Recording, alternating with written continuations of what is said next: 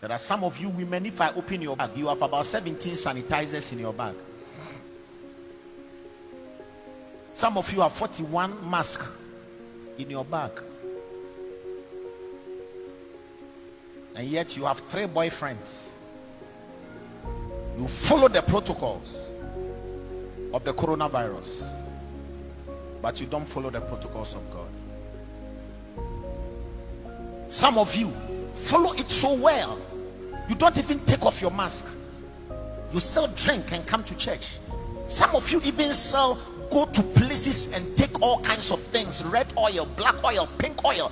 In this time of coronavirus, that she's throwing the minds of people to God for us to respond to God's own protocols. You are breaking it.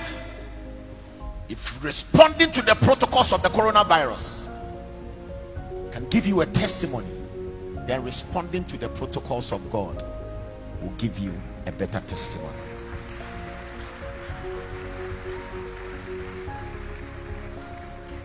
Let's change our lifestyles. The lifestyle of taking things for granted should be changed. Build a lifestyle of fear towards God.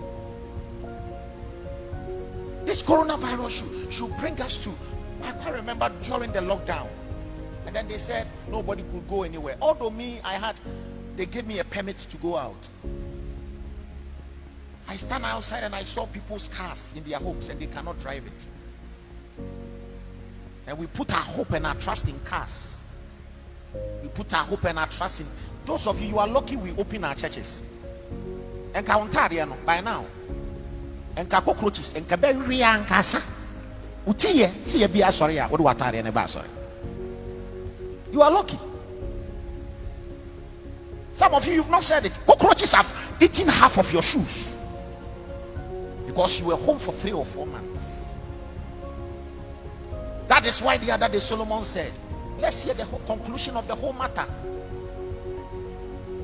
You remember he started by saying that a feast is made for laughter. And many times we are caught up, everybody, all of us. When you have a feast and you are laughing, you think that is all. He laughs and he says, that is not the end of it. Wine maketh merry. And he starts drinking wine and drinking wine. And some of you are still even joining Solomon. You are drinking your wine, your red and your pink and your wine. And yet you are wearing your mask, protecting yourself against coronavirus and not responding to the protocols of heaven.